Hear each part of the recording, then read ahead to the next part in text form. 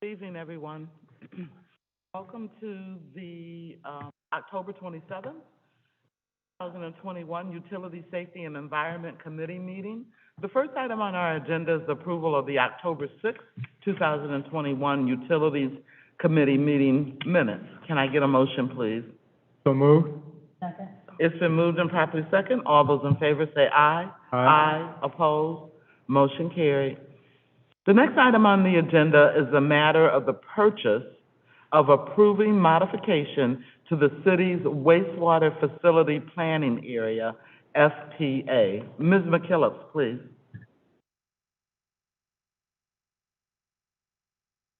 Thank you, Madam Chair. The city's received a request for modification to the city's facility planning area for a sanitary sewer system from Lorco, which involves two areas and two different townships. The first parcel, or first area, involves 134.2 acres. This area is located near the intersection of Butternut Ridge Road and State Route 301. It's on the south side of Route 20. This area is looking, as I understand correctly, to be developed into a residential area. The city obtained this area through a previous modification for relinquishing two other areas to Lorco in exchange for this part of Lorco's previous modification, which is currently ours, and they're currently looking to have it returned to them because they do have potential customers that would like to connect to their sewer system, which they do have nearby this area, and currently the city does not. The second area that Lorco is looking at obtaining from the city's FPA is at 11043 North Durkee Road. This is the Pinebrook Golf Course, just south of Butternut Ridge Road. Now this area, the golf course is actually just under 80 acres, but for this parcel, we would be looking at more of a small postage stamp area close to just under maybe 2 acres, between 1 and 2 acres. So the remaining portion of the golf course would remain within the city's FPA, so that in the future, if that area developed into anything else other than a golf course, that the city would still have the ability to have the rights to sewer that area. The postage stamp area would be sewered, and that sewage would be directed to Lorco's sewer that is in the area near Giles Road. These two areas have been addressed in a request to NOACA as part of their 208 process, and that request is here before the committee for your consideration. I do have Gene Toy here this evening from Lorco. He is the executive director if you have any questions for him. Thank you, Ms. McKillips. So, just so I understand, Lorco is asking us to give them two parcels of land that we currently own, or that are in our FSA. Correct. Is that correct? And they're going to develop on this land, the developer, is that correct? Correct. And Lorco will get the sewer and the sanitary and all of that revenue? Yes. And so what do we, the city of Elyria, get for giving this up? At this time, nothing.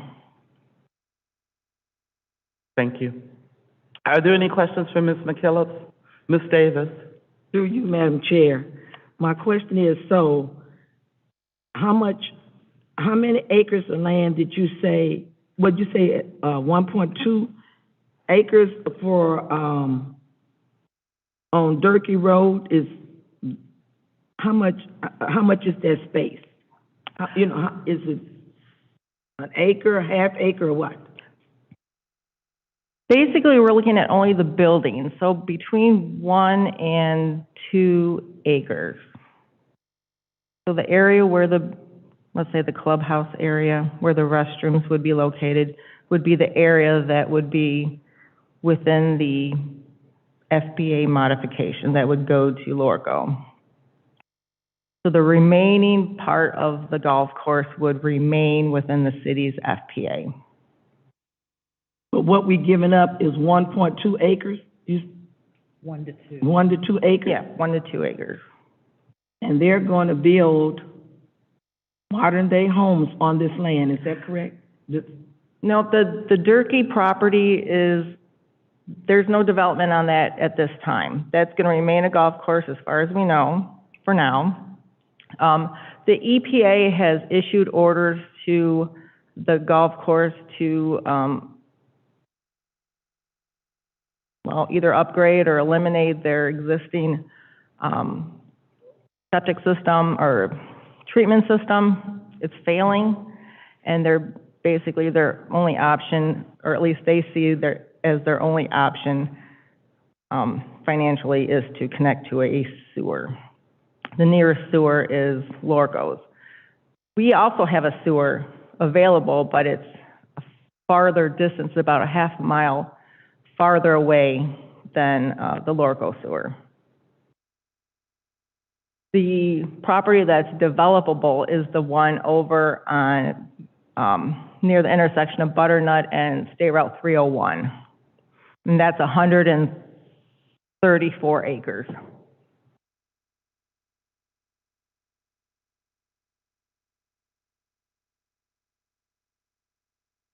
Mr. Oswald?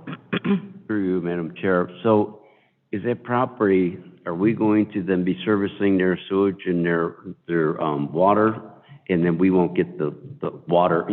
I mean, are we going to make some money off of this, treating this, or? No, we will not be treating their sewage.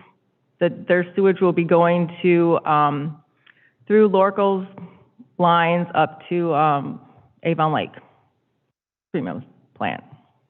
Mr. Brunick? Mr. Oswald, let me follow up on that a little bit. First of all, for everyone's clarification, the water service is completely separate than the sanitary sewer. What we're talking about is the sanitary sewer facility planning area. Sanitary sewer facility planning area is, think of it as our exclusive right to serve the area within that boundary, okay? It extends outside the boundaries of the city, so we can service areas in unincorporated areas as defined by that facility planning area. It's a bigger ring, the city's a smaller ring, and that facility planning area is larger. We have the exclusive right to sewer everything within that area now. NOACA is the agency that governs transfer or modification of that territory among the different political subdivisions, one of them being Lorco. Lorco is requesting that we remove it from our facility planning area and attach it to theirs, meaning they would obtain the exclusive right to sewer those two areas, the one in Carlisle Township and the one in Eaton Township. We are not getting anything in return as it stands now. I would just add, and I'm opining for a second, that as of right now, I don't have enough information to make a recommendation that we do this, first of all. Secondly, I would have some concerns with breaking up the contiguity of our FPA, at least as far as the Eaton Township proposed modification. And I think there are other alternatives that would need to be explored on that one before we could feel comfortable making a recommendation, if that would even be the case. As far as the Carlisle one, that seems to me to be a large territory to give up, and one that we received in exchange for another parcel or parcels in the past, and it looks like now we're giving up what we received without getting anything in return.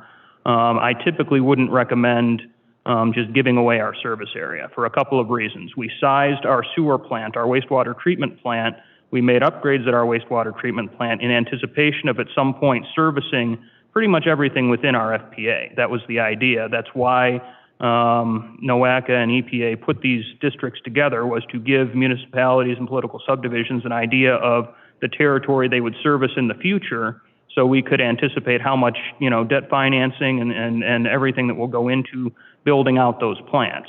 So we made upgrades and sized that plant in anticipation of servicing that area at some point in the future. So those are just things I wanted to bring up. Thank you. Thank you, Mr. Brunick. Mr. Oswald, follow-up question? Again, through you, Madam Chair. So I guess that's my point, was that we've done all these upgrades so that we can make some money off of it. And now what's happening is they're taking that away so that we can't make the money on treating sewer, and in the sewer part of it, correct? Well, they're requesting that it be modified. No one's taking anything away from us. We would have to consent. Typically, not always, but as far as I know, NOACA has not approved any FPA modifications without unanimous agreement among the involved political subdivisions. Okay? I'm not saying that that's a guarantee. I think they might have the power to do it without unanimity, but I have not yet seen it happen. So no one's taking anything away from us. This is here for you to consider, basically giving up a portion of our facility planning area to another servicing agency. Thank you, Mr. Brunick. Mr. Sarah, did you have a question, sir? It's kind of confusing. If we have some more information, I'm looking at this and you don't have a whole lot of information, and after you start explaining, I guess I'm getting a gist a little bit better. And just to be clear, I'm surmising this. I don't have any more information than you guys have in front of you. Okay, I have heard a little bits and pieces of conversation, but our office has not been involved in this, which is why I am not comfortable making a recommendation at this point if you were to ask me for one, at least not in favor of the modification. So I guess what I'm saying is, if you're asking my legal opinion, I would recommend against doing it at this time, but possibly tabling it and allowing us to gather more information and maybe have the law department be more involved in some of these discussions going forward, so I can render a more complete opinion. Thank you, Mr. Brunick. Mr. Sarah? Through you, Madam Chair. So a couple things. One, at this point in time, there's no monetary cost to the city of Elyria? Mr. Brunick? There wouldn't be any monetary cost to us to giving it up. There would be a monetary cost, there would be a non-monetary cost in this, the idea that you're giving up service area that you would have anticipated future revenues for. And again, that's a complicated economics question that would be more suited to Mr. Pileski as far as what we anticipated when we sized and upgraded our sanitary sewer plant versus what we would expect to receive in return for that. But as of right now, if you're asking today, is there a monetary loss on behalf of the city, I would have to say no, not with the information I have. Thank you. And then through you, Madam Chair, somebody's here from Lorco that can explain their side of it, or? If you'd like to come up and speak, you're welcome to. And Mr. Sarah, are you done with your question, sir? Yes. Okay. Well, if you'd like to come up to the mic and speak, please state your name and your address for the record, please.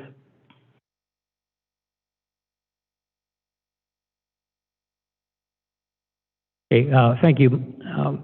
My name is Gene Toy, Genetoy.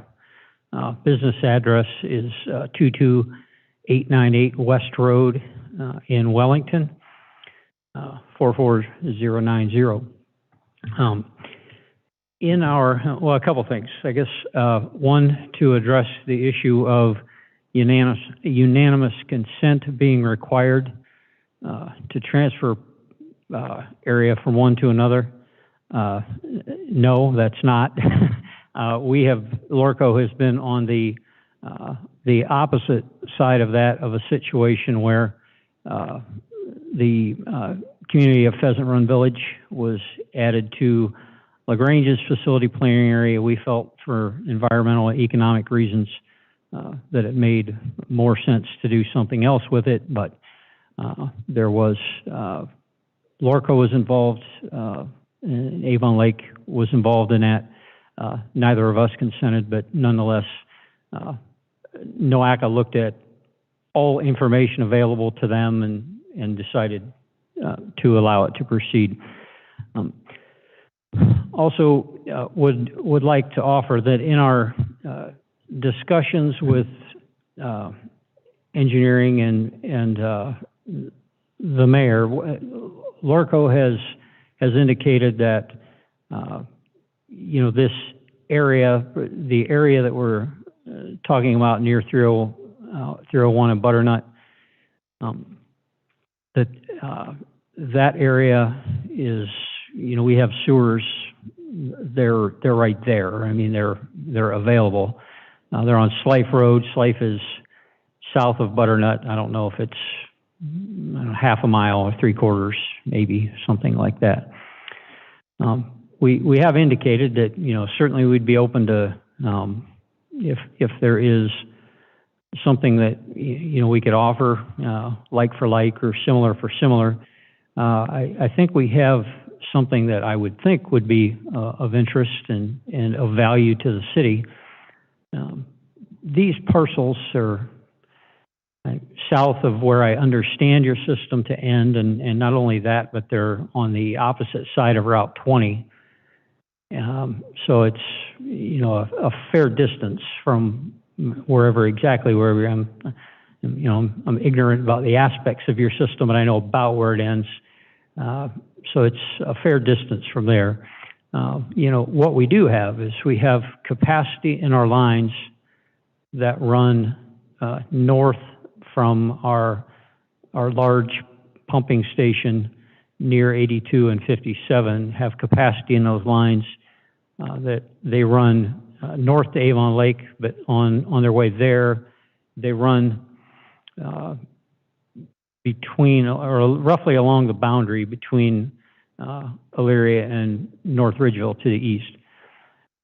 So there is capacity there that we have made known as we would make available if it would make more sense for a city project or a developer if they had a need, instead of extending or adding on to your system or spending money there, if it made more sense to to connect to ours. It could remain your customers, but the treatment will be done by Avon Lake.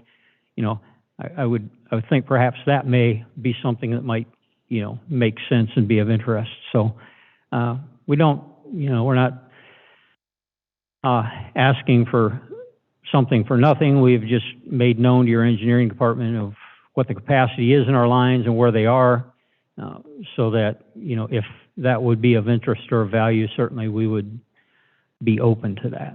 So. Thank you, Mr. Toy. Mr. Sarah. Through you, Madam Chair, so that part actually interests me quite a bit because that borders the backside of the 7th Ward where we have some flooding issues, Fairwood, Hartford, up in that area. How, and Kathy, maybe you can answer this, would it be something feasible to be able to tie into that to help that area?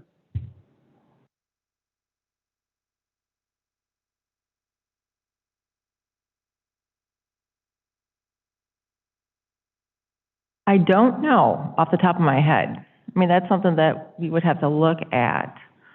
Because a lot of those streets off of North Abbey over there run right to the tracks at Ridgeville. They pretty much stop there, so I don't know, what infrastructure we actually have.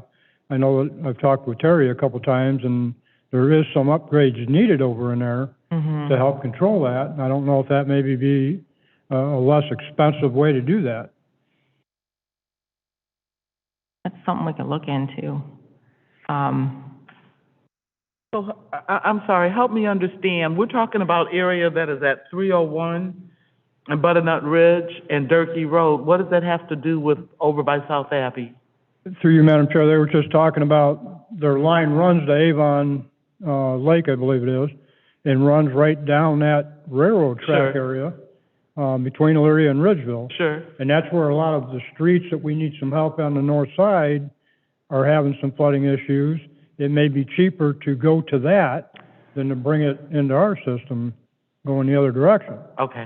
Thank you for that clarification. I don't know, Mrs. Chair, excuse me, I don't know if that would even be possible though, Mr. Toy. I mean, that would be your transportation line that runs through there. That would be in North Ridgeville's FPA over there, wouldn't it? Either ours or, I mean, that's, you know, that's your service line or your high pressure line. That wouldn't necessarily be a, part of your service area. Well, it would, and I apologize, if I breach any protocol at all here, it's unintentional. I've never been to a meeting, so You're absolutely I don't want to interrupt or talk over anybody. What I would envision would be that, and also I apologize, I'm ignorant. I've heard some of the streets named. I know about where they are, but not exactly.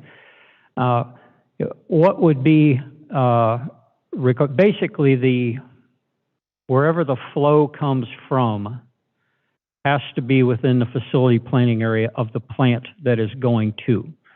So some of these names that were mentioned, if a connection to our, and they are pressurized mains, but they are not high pressure like the one that connects Pheasant Run Village to the village of LaGrange.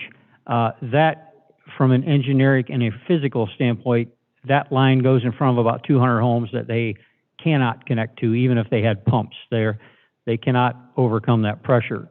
Ours, think of it as it's a lower pressure that can be overcome either by a lift station or by a grinder pump at an individual home. It's basically, ours is under pressure, but it just needs a few boosts here and there throughout the system, where it goes either underneath a road or underneath a railroad or a stream crossing. But to address the issue about facility planning area change, if the city would evaluate and decide that it would be of interest to connect a certain part of your city to our system in lieu of connecting to yours, it would involve much the same process as we're kind of talking about here. It would be, okay, we would like to connect, you know, from here to here and up to here. And that now is entirely within Elyria's facility planning area. There would have to be a facility planning area amendment similar to what we're talking about now, submitted to NOACA to then allow that flow to go to Avon Lake and, you know, to Avon Lake and treatment plant instead of Elyria's. And, you know, there are a number of ways that would work. I would assume the city would probably be interested in maintaining, you know, ownership and maintenance and billing, because you would still receive the revenue from all of that, and we would simply bill through a master meter that would be where a line would enter into our system. So I hope that at least helped a little bit. I mean, I can certainly be available for follow-up, but I'll stop now if there are any other questions. Mr. Oswald? Through you, Madam Chair. I guess what I would look at is we gain revenue by extending our sewers and things, so that's why we do it, so that we can take care of some neighboring areas. And if it works in the midst that we can take care of your sewers and things, and we can make money off it and somehow make it a win-win situation, that's what I think I would look for. You know, I mean, and it's not easy, you know, I mean, this is the first step to come to the council, but I think if we could work something out, you know. So, thank you. Are there any other questions for Mr. Toy? Sir, did you have anything that you wanted to add?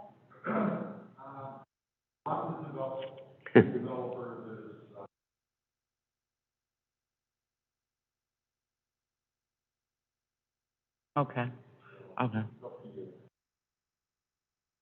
Okay, I don't think we have any questions about the development. Here's where I stand. Our law department knows nothing about this, and that we would do an agreement without first having the law department look at it, all the particulars and everything like that. I think we need to step back and let the law department look at it, and if there's any negotiations to go on, let them take care of it and then bring it back to committee. So at this time, it would be my recommendation that we table this until a later date, until we have more information. I concur. Do I need to do a motion on that? Okay, so we are just going to table this until a later date.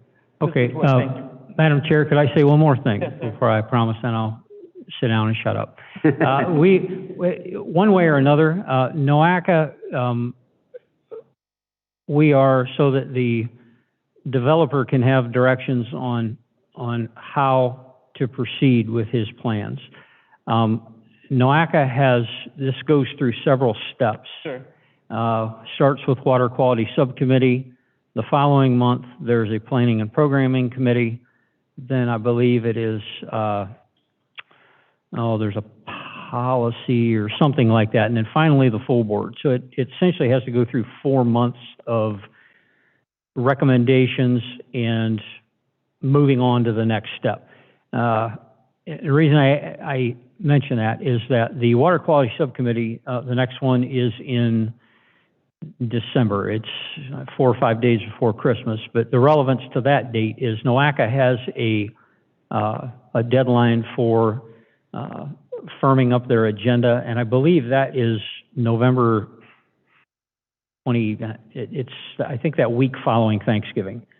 So I just throw that out there, and would request that if the committee and the council could keep that date in mind as you go through your efforts, that we're trying to work with NOACA and the other affected entities to get all of our information to them. It's a little over a month from now, so. Thank you, Mr. Toy. Thank you. Thank you. While we do appreciate the dates, we will work to get this resolved. I just don't think it's smart or good practice to approve something when we don't have information in front of us. We need that information. Our law director needs to work with engineering and the mayor's office and then bring it back to committee. So we'll table it with in mind the November date. It's in their hands right now. So moving on. The next item on the agenda is the matter of authorizing the mayor to apply for and accept a TLCI, Transportation for Livable Communities Initiatives grant for the City of Elyria Wayfinding Signage Project. Ms. McKillop, please. The city has submitted an application for this next round of TLCI grants. And the project is a wayfinding signage project that is listed in the 2015 Jumpstart Plan, which is also a project that was funded through the TLCI program. The city is requesting $283,550 in TLCI grant funds with no local match on the grounds that we believe we qualify for the disadvantaged community label, so that we don't have to provide a matching share. The wayfinding signs will be citywide. Most of the signs will be geared towards the downtown area, but the signage will go all the way out to as far out as the college, the mall area, anywhere else that, you know, we believe that signage would provide direction. We do plan on having public engagement to get their input on not only where signs should go, but also what we should be pointing out within the city. You know, obviously there's some things that, you know, like East Falls Riverwalk, Cascade Park, downtown, that we know are pretty much standard signs that we know we need, but there may be some other places that we want to point out. We do want to bring in there's a group out of Cleveland, and of course now I can't think of their names, to help with the theme of the signs, which we don't have yet, but that'll also go with the public engagement portion of the process. As I mentioned, this grant application has already been submitted. and we should hear around February of next year on whether or not we'll, if we're successful. Now, next week, the city is providing a presentation to NOACA for this grant, and hopefully we can sell the program. That's all I have. Thank you, Ms. McKillis. So I understood you to say that there's no local match as long as we meet something. A disadvantaged community qualifications, criteria, Okay. which I believe we do. Okay, but if we should not? There would be a 20% match. Okay. Just as a point of reference, Finance approved this Monday night. So are there any questions on this for Ms. McKillis? Mr. Oswald? Through you, Madam Chair, what happens if we don't get the grant? Is there that possibility Then we won't do for the it. funding? You've Absolutely. applied for it, and, yeah, so then what do we do? Well, then we can go back and try again the next round. We can do this project in phases if we want to use our just city funds. We can try to find other grant funds to do it. I think if we don't get the grant, I think we should move forward with trying to find a theme or some type of layout, at least a project schematic of as far as where we want signs, what we want to point out, what we want to wayfind in the city, so that when the next grant opportunity comes out available, then we'll be that much farther ahead Are these to apply signs to for. market our city? Hmm? Are these signs to market our city? The signage or? Some could market it.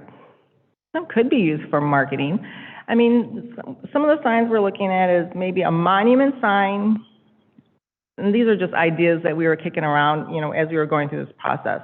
A monument sign there, let's say at Lake and Gateway, Lorraine Boulevard, there in the park area. Some type of arch sign here on Broad Street. Just regular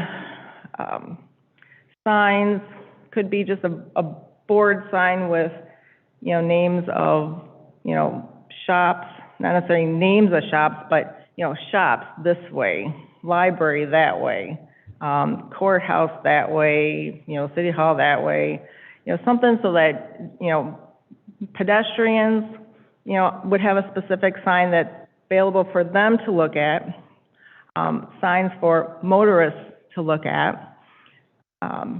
Same thing for bicyclists. We'd want to be able to point out which direction they would need to go in order to get to the North Coast Inland Trail, which way to go to Cascade Park, or up to, let's say, Borough to get on that trail to head north. So there's a lot of ideas that came out just through talking to staff members and other people about what we want to point out.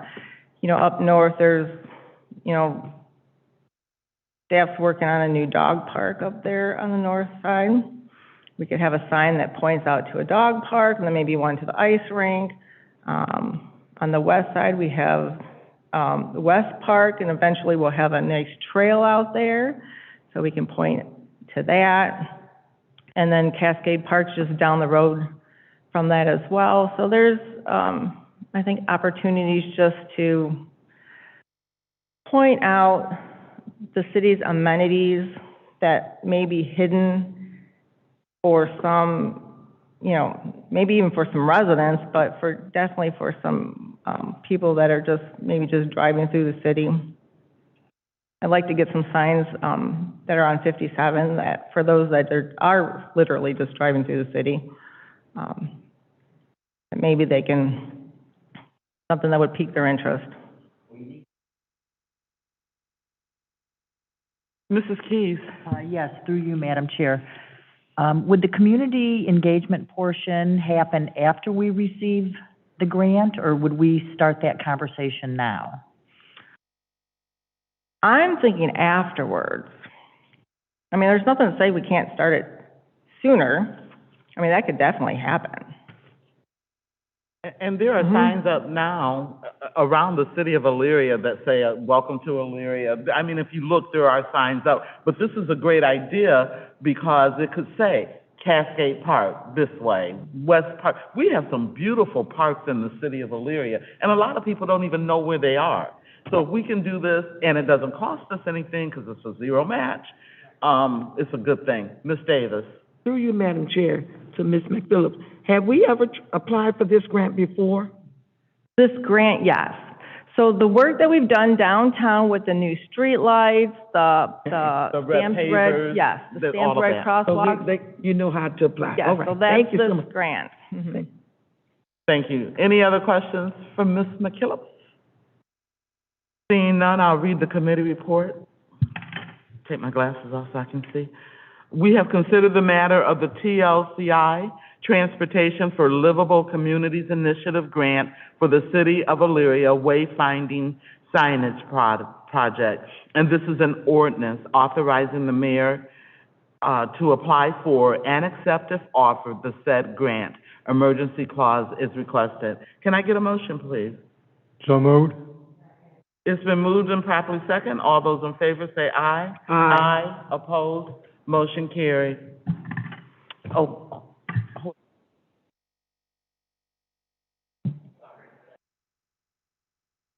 Thank you, Ms. McKillop. There's nothing else to come before this committee. I will consider a matter of adjournment, please. So moved. Second. It's been moved and properly second. All those in favor say aye. Aye. Opposed? Motion carried. Good night, everyone.